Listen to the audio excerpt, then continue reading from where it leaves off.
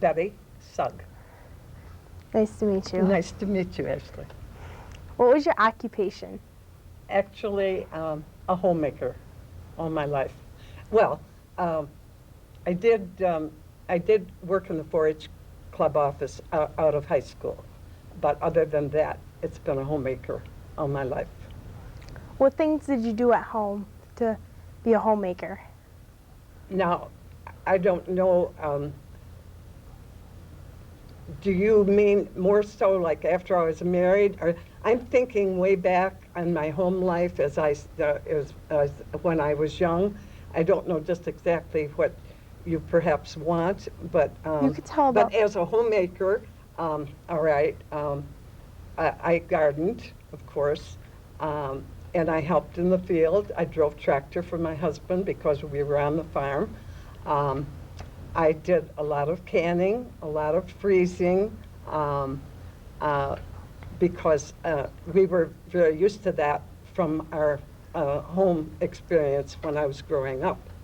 So, and then I was active in church affairs and other things too, but that was mainly what I did. Kept me busy, and then had 3 children, of course. What was the church affairs? The church affairs were actually, back when I was growing up as a child, it was practically the only social life we had. And we can walk to church because the church bordered our farm, which made it very, very nice. And we had strawberry socials, we had potlucks, we had little plays sometimes. Very active in Sunday school. I taught Sunday school too for many years. What kind of things did you do about what affected your life? Well, possibly I would say growing up on a farm, I came from a family of 9 children. 4 brothers and 4 sisters, and so that was, we had a lot of responsibilities, a lot of chores to do, not much playtime between our chores that we had to do in the house, in the fields, in the gardens, in the yard, and our homework. There was not much time for play.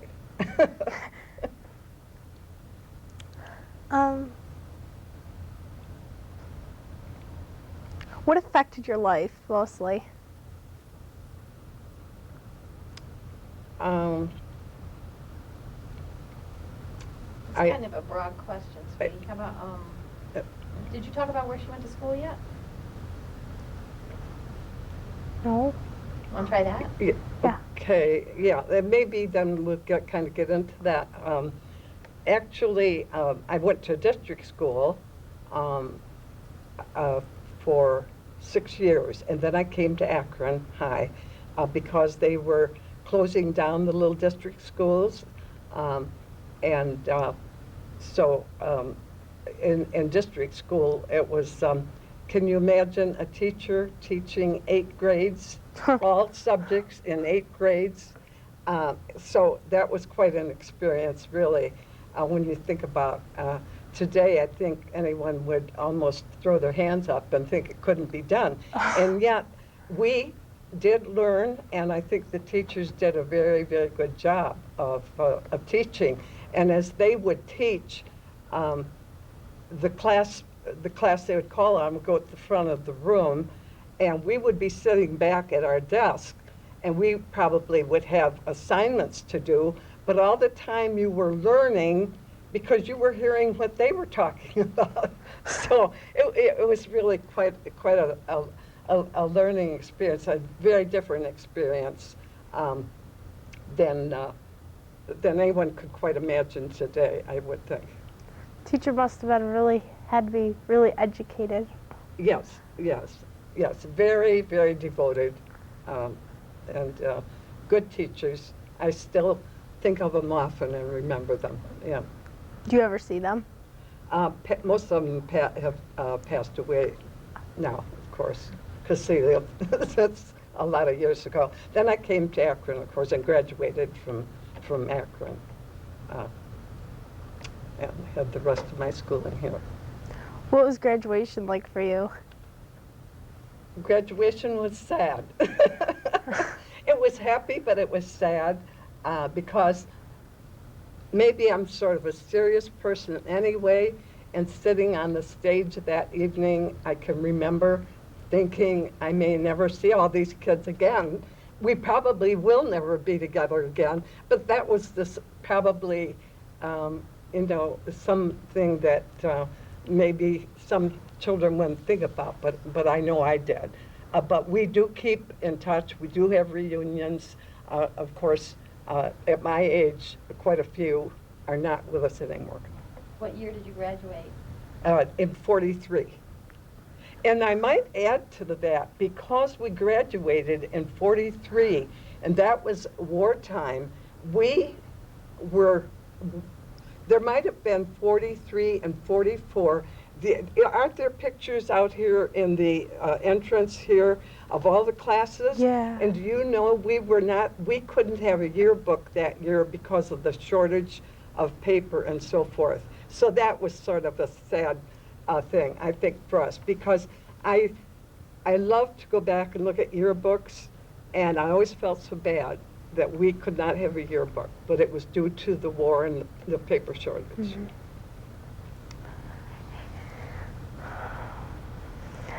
Have you ever met a president or a famous person that impacted your life?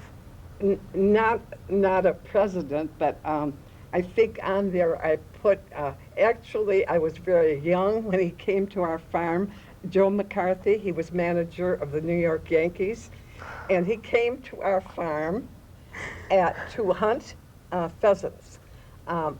We had a friend, his name was John Wendy, he lived in Buffalo, and this John Wendy and Joe McCarthy were friends.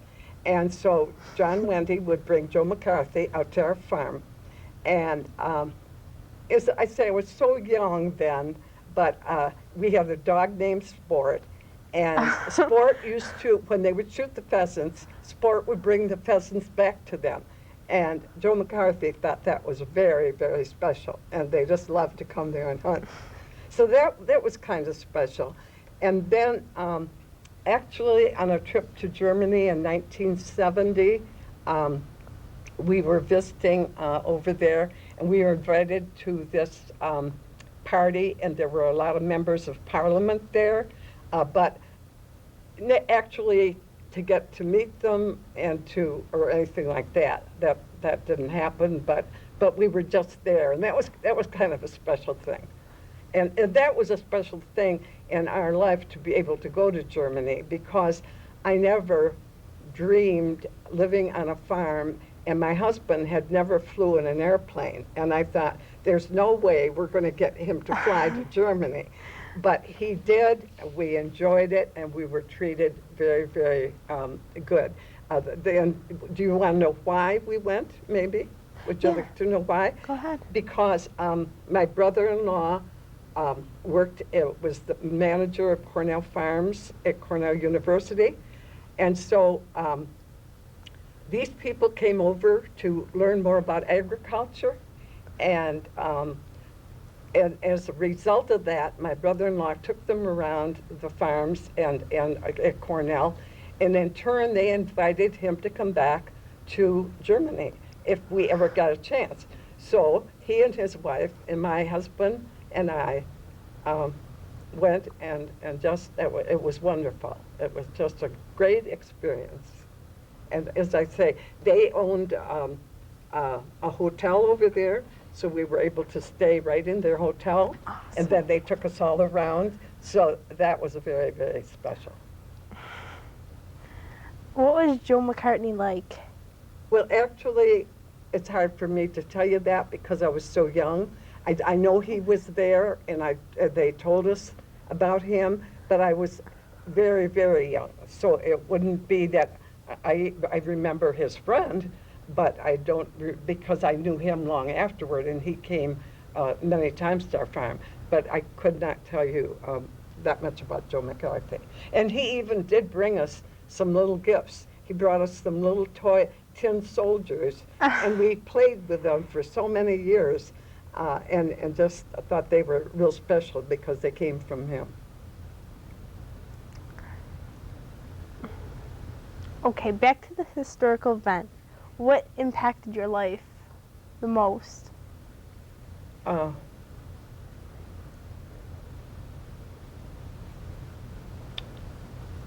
Well, I think coming from a large family really taught all of us kids responsibility, a lot of hard work. I know sometimes the neighbor kids, where there was only one or two in the family, actually almost envied us because we practically had our own ball team, right? In the evening when we could finally play ball or have some relaxation, this is what we did. And they loved to come and be with us and play. And I guess I don't think they realized how hard we really had to work. And we didn't have a lot of money financially, but we didn't know that. This is the way it was at that time. When I grew up, we were going through a depression, and it was not easy. Daddy worked very, very hard to support us. My mother sewed and canned and cooked and spent just long, long hours for us. And I think probably I've often said when my brothers and sisters, when we get together, even today, we feel that that actually was good for us because it made us appreciate things even to this day. I appreciate small things because going back, we had outhouses. Do you know what outhouses are? Yeah. And we didn't have any running water. We had a big farmhouse, and we had to do things the hard way. And I think probably those things impacted my life more than anything else because today I appreciate so much still running water, still a bathroom that most people would take for granted. And I can understand that. That's the way it would be, you know, for you children. You grew up with that. But we didn't. So when we once got those things, we always did have electricity, though. That I can remember from little up. We always had electricity. But we had to build fires in the morning, get up to a cold house, build fires to start our breakfast and get going for the day. And it was maybe kind of a difficult life, but we didn't know any different. We have Amish friends today, and we're quite close with them. We go see them twice a year. Actually, their lifestyle would be sort of like my lifestyle was back then. Wow. And so... Wow. I used to live by the Amish country, too. Pardon? I used to live by the Amish country, too. Oh, so you I did? know. Yeah. So I Yes. know what they were like. Very, very nice people. Very nice and very close friends of ours. Very well respected. Yes, very much so.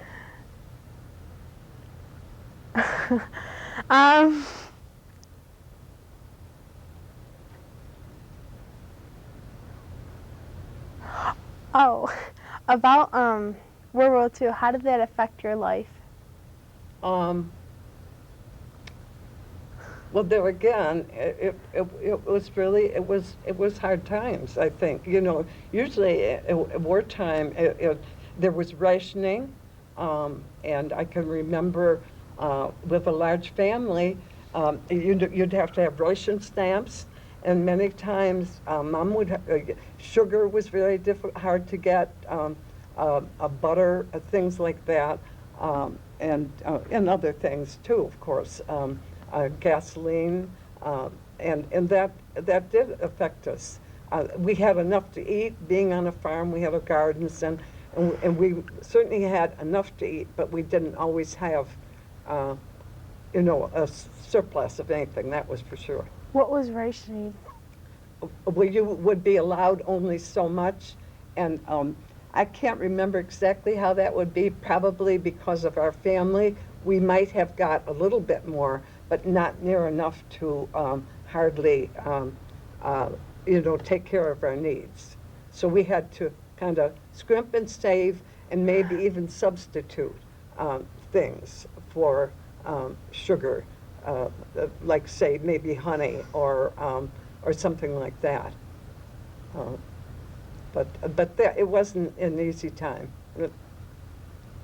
Did the Great Depression have a big impact on you? Yeah, that would have too, because as I said before, it really did.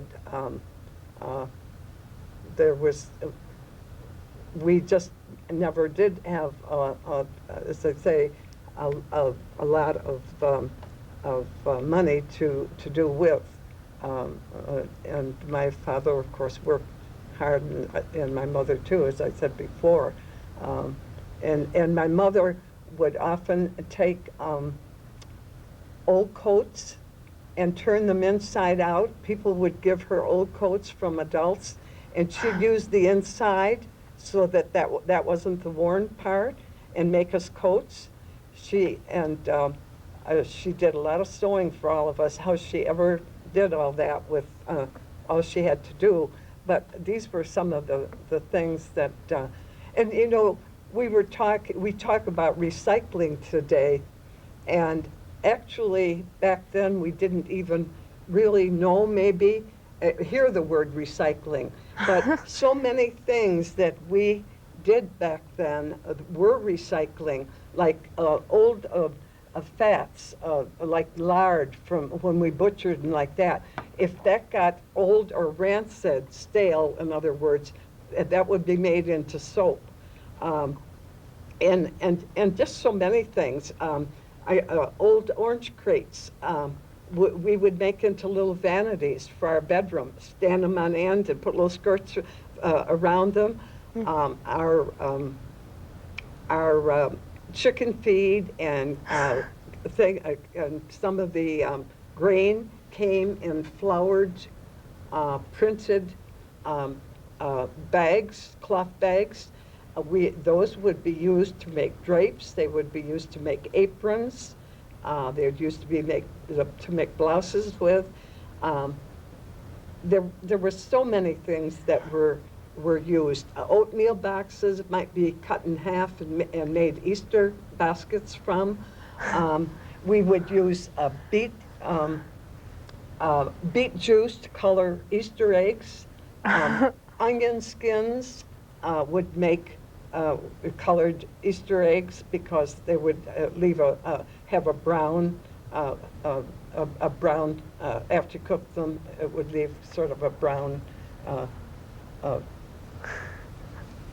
dye. I'm trying to say. That's awesome.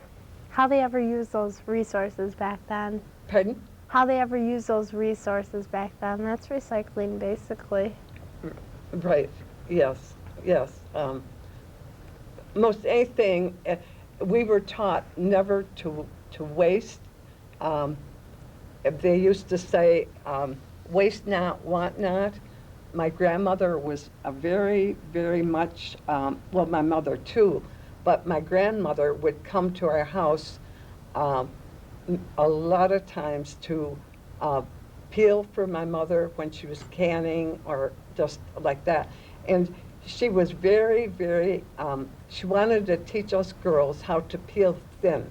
We were never to peel a potato thick. And I thought, I'll never be able to peel thin like my grandmother. But in time, I really got so I could peel thin, because she just thought that was just a terrible waste to peel an apple, thick and leave a lot of the good on it, or the potato to have the skin so thick. So these were things that we were taught, And we're very, very careful about not wasting food. Probably with 9 children, our plates, there wasn't waste on our plates, let me tell you. They were cleaned up. So, How many children did you have, you and your husband? 3. We had 3. And I have 6 grandchildren and 2 great-grandchildren. Whoa. That's a lot of kids. Wow. But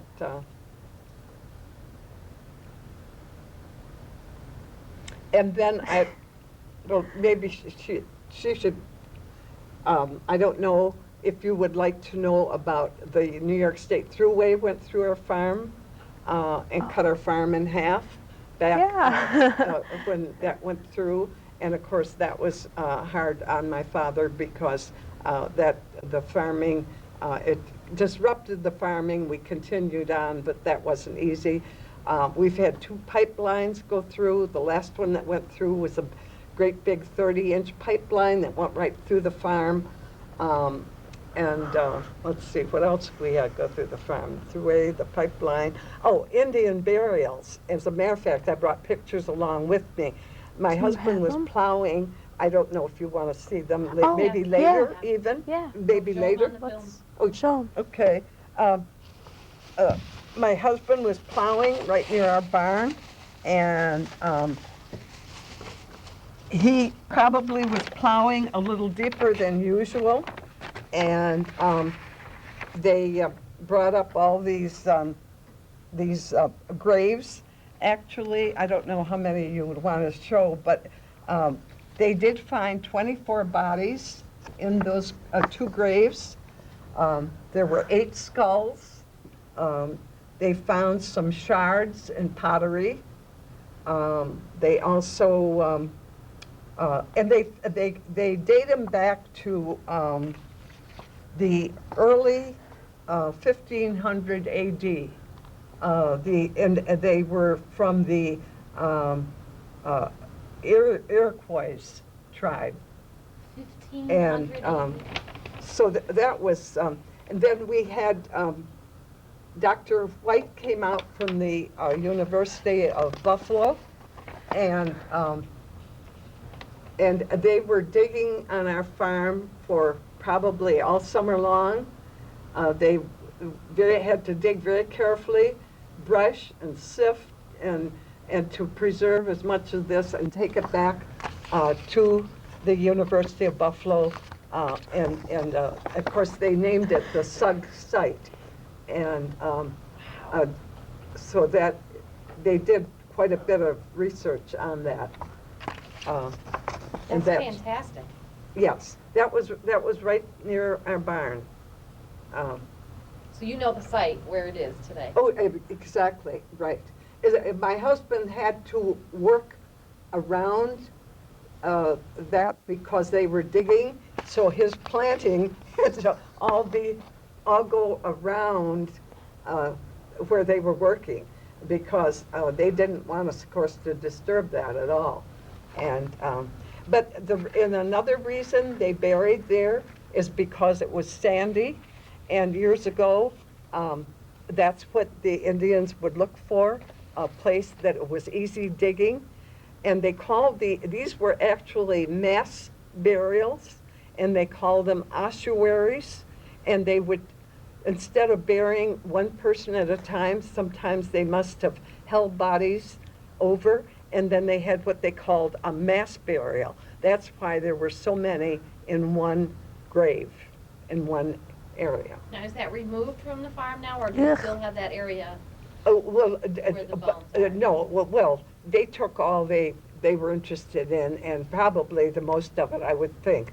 And I would suspect there might be more burials there on the farm, but the only thing we never did come across anymore, but when the Indians were aware that this was happening, they heard about it, they weren't happy, and the Indians from the reservation down here, so Dr. White promised them when they were done with the research, that they would give them back to them, and they did, and they were buried. So they felt better about that. But I guess I can understand, too, why they might feel this way. Do you have any Were more? the remains buried out on their reservation, right here on the I Potawatomi? assume so. I assume they were, yes. Do you have any more pictures to show? Well, just, actually, someone gave me this. This is not mine, and this, I'm sure it's a very old picture. It's an aerial view of maybe even Nancy's brother would, or your father, I mean, would have had something like that. An aerial view, it would be of the village of Akron. But I can tell it's very, very old, you know, by even the back there. But I wish there was a date on it. There's no date that so a friend of mine knew I was coming in. They said, "Would you like to take it along?" And I said, "Well, sure. I would be glad to." And so That's whether wonderful. that was a thing that you would care to see. May we copy that Pardon? sometime? May we Oh, copy that? absolutely. Okay. Sure. I'd be glad to. Mm-hmm. All of them, we'd love to copy the Right, burial sure. ones and everything. Sure. Any time that you would like those, feel These free. are absolute treasures. Thank you so much. Well, you're welcome. Wow. You're welcome, I'm sure. Okay, Ashley, beautiful. Mhm. Thank you. Okay. Did you need help with that? No, that's all right. That's okay. Anything else you would like to add? I was just going to look here at the list of some of the things that I had put down. Actually, we had a creamery in the area. We had a blacksmith shop in the area. In the area of your farm? Well, on South Newstead Road. Okay. There was a creamery that would have been on our way to school. Blacksmith shop was on our way to school. And Eckner's store was a great big country store, just a huge mammoth store. And we felt so bad because it burned down, and I think it was, I'm not even sure.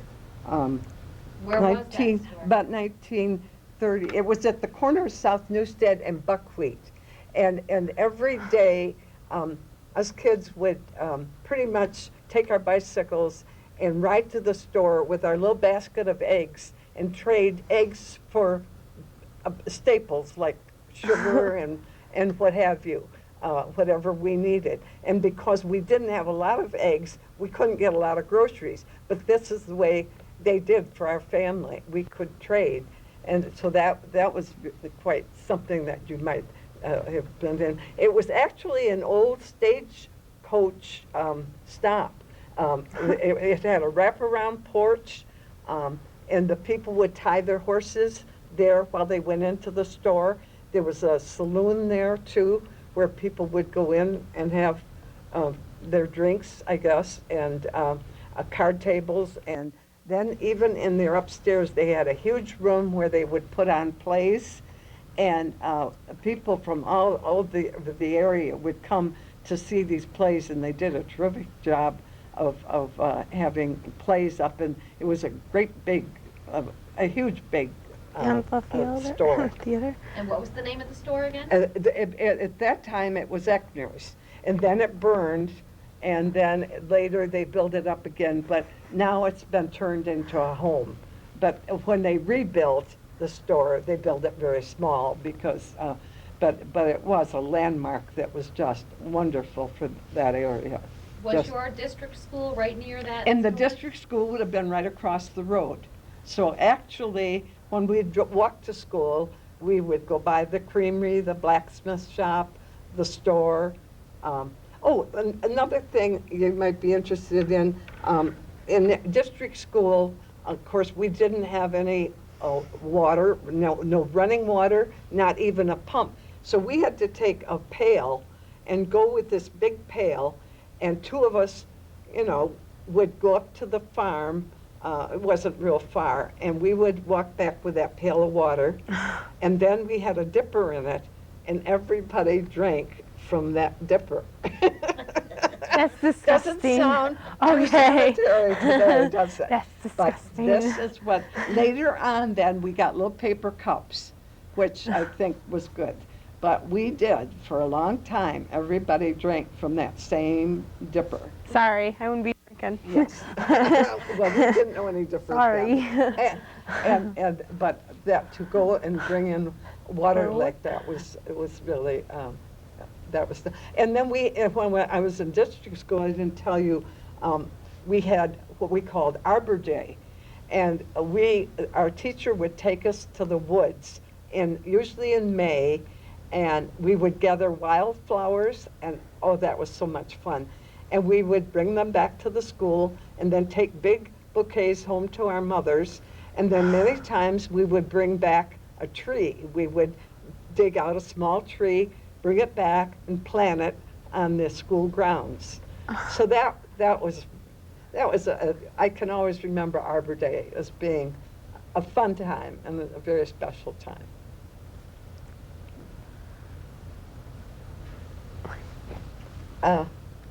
So, I don't know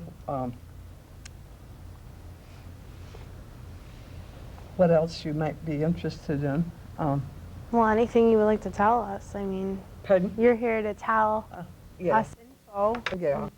Well, I was a 4-H leader for many years. What is a 4-H leader? Yeah, like Girl Scouts, 4-H. Oh, yeah. Head, heart, Girl hands, and Scouts. health, the 4-leaf clover. Oh, yeah, Yes. Girl Scouts.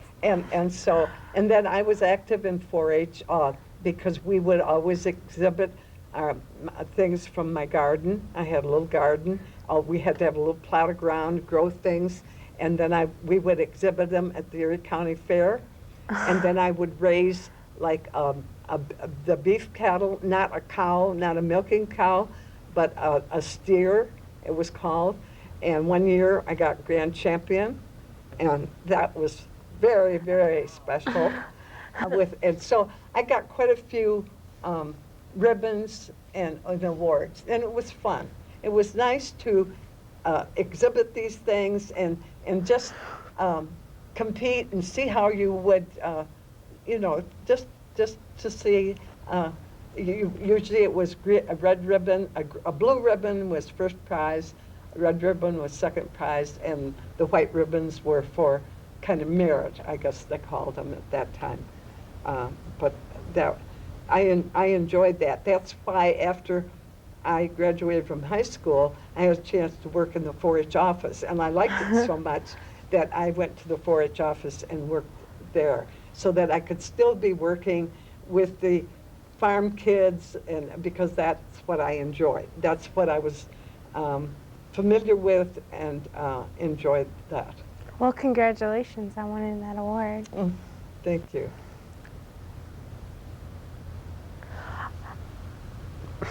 Well, thanks for coming. I really enjoyed you talking about your past and how you lived your life and all sorts of events and meeting famous people. I hope you enjoyed this experience. I had a really fun time enjoying. I really did, and thank you for inviting me. Oh, no problem. When I first heard about it, I thought I wanted to do it, and then I thought, no, I'm not going to do it, and then I thought, yes, I am going to do it.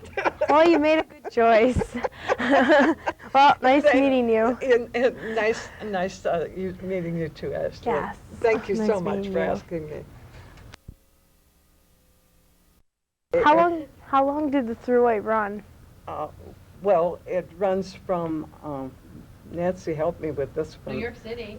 Yeah, to New York City, and way down into, Pennsylvania. It goes all the way up to Pennsylvania. Well, yeah, New York City to sure it Albany to would, Pennsylvania. yes, right, but I'm not exactly sure just, but anyway, it went through in 1954, and I can remember the opening of the thruway, the day that the caravan went through, with Thomas E. Dewey was governor at the time, and I stood there with my children along Nice Road, and we waved to the caravan as it was going through, and all these dignitaries and everything were passing through.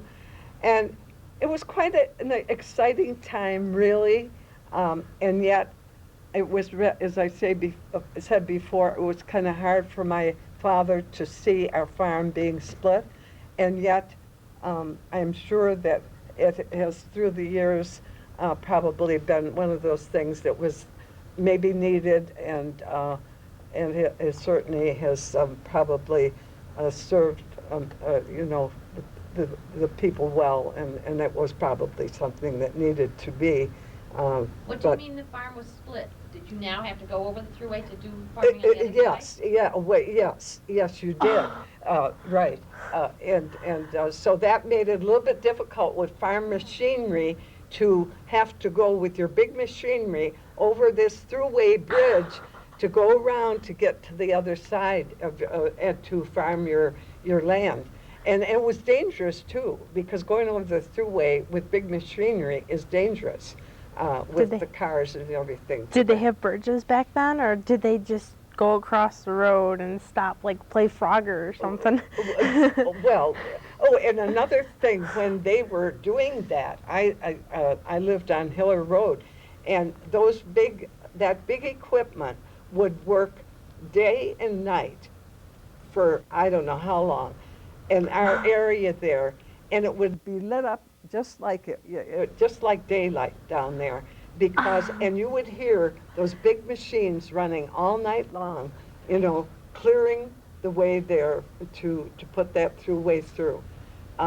So it was quite a traumatic thing, really, to experience this all, and really what was kind of interesting.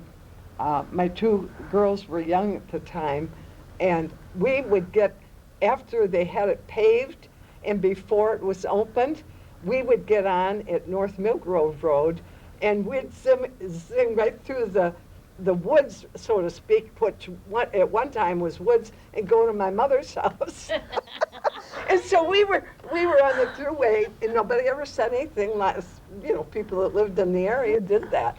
And so we was to my mother's in no time. How long? Did they, wait a minute, I have to ask a question, I'm dying of curiosity. Oh gosh, I'm losing the question. I have a question. You do yours, well, What was the speed limit back then? The official speed limit? Oh, I would think, I would think probably 50 miles an hour. You were talking throughway. Yeah, Oh, throughway. throughway. Yeah. Oh, when On it it. first opened, I'm not sure about. I couldn't really tell you. Because I think it has increased through the years. I think it has. But what it was when it opened, that I'm not sure about. But, Okay. mhm, do yours. mhm. Did they have the toll booths back then? Did they have They had toll booths, yes, the toll booths. Right. How many toll booths? How much Well- did the tolls cost? See, we didn't hardly ever take the throughway then after it opened, so I couldn't, that too depended on how far you were going, I think, the tolls, of course. And so we never really traveled the throughway all that much, but we had a toll booth not too far from us, Yeah, but if you took the throughway, how much did it cost when you took it? She doesn't know, honey, did Oh. she take it? see, that differs. because, you know, we're talking 1954, my memory isn't all that good. Yeah, my memory isn't either. That I would remember Now, quite. did your dad have a choice, or if they were gonna put the throughway through, they told the farmers, we're going through your land? That's a good question, because you know what they did? They came to my dad and they said, we will pay you so much for damages going through your land. Well, my dad wasn't happy with what they were offering, because it was good farm land. And cutting it like they did was it was really bad. So they would keep coming back, and he would not, he said no.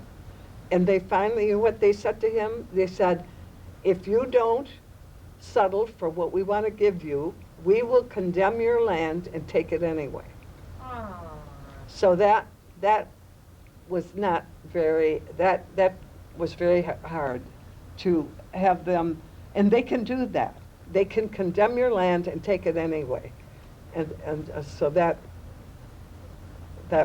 was bad. Wow. What do you mean by condemn? Like, if you have a big amount of farmland, they can take the other half? Just take it right away from you? They can take it. Actually, when I say condemn, I don't know. Would you know, Nancy, really what they would mean by that? In other words, we can take it. I think they like confiscated But it. not get it back. We can take it, and so if you aren't going to settle, we can take it anyway. Oh. So we can condemn your land. So if they that's good. condemned it, then they probably took the land and it didn't give you any. Oh yeah. damages, Oh, he yeah. got. Oh yes, he did. He got reimbursed, but not what he wanted. Oh. They gave him what they wanted to give him. But if he Oh. hadn't settled, they may have been able to take the land and not give him a That, cent, yeah, exactly. I think probably that's what could have which happened. would have been brutal. So, which is right, which is not right. Mhm. Well, let's go on a happier note. How about the caravan? Tell us what the caravan was. Oh, well, all these big limousines, all these huge limousines and dignitaries and all these big limousines. And I think my kids, their eyes got like, real big. And my one daughter, she remembers everything anyway, Karen. And she can still remember about the caravan going through and how Aw. we stood there and waved to him. And actually, just where we stood on a nice road, she could still remember all these things. And it for us back then, that was quite a thing to see, quite an event. Mm-hmm.